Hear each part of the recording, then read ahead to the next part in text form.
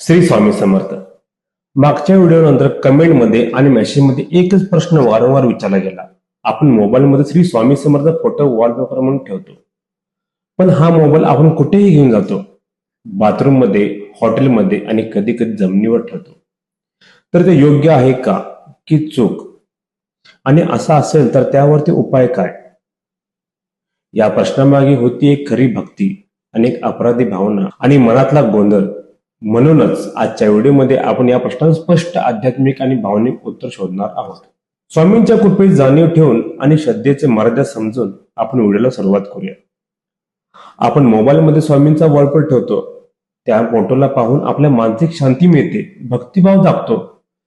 पण हाच मोबाईल आपण बेडवर, टॉयलेटमध्ये, पायाजवळ किंवा कुठेही अगोदर न पाहता ठेवतो. मग ते वॉलपेपर असणे योग्य आहे का? इथे चूक कुठे आहे? वॉलपेपर ठेवणं चुकीचं नाही, पण त्याचा मान राखणं गरजेचं आहे. कारण तो केवळ एक फोटो नाही, तो स्वामींचा अंश आहे. जिथे आपण स्वामींचा फोटो ठेवतो तिथे पवित्रता लागते, आदर लागतो. उपाय काय? मोबाईलमध्ये वॉलपेपर ठेवूया, पण तो मोबाईल कुठे ठेवतो हे भान ठेवूया. टॉयलेटमध्ये जाताना मोबाईल बाहेर ठेवायचा.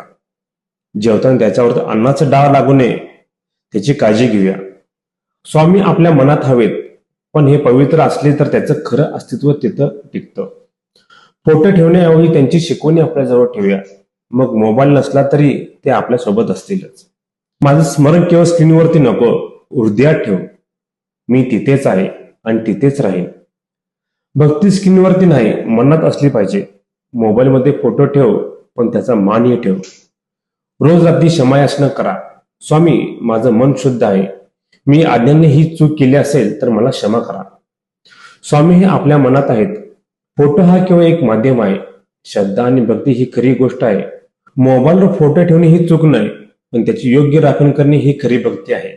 म्हणूनच श्रद्धेने त्यांचा साथ घाला, शुद्ध मनाने त्यांना आठवा आणि तुमचं आयुष्य त्यांच्या कृपेने नक्की बदलेल.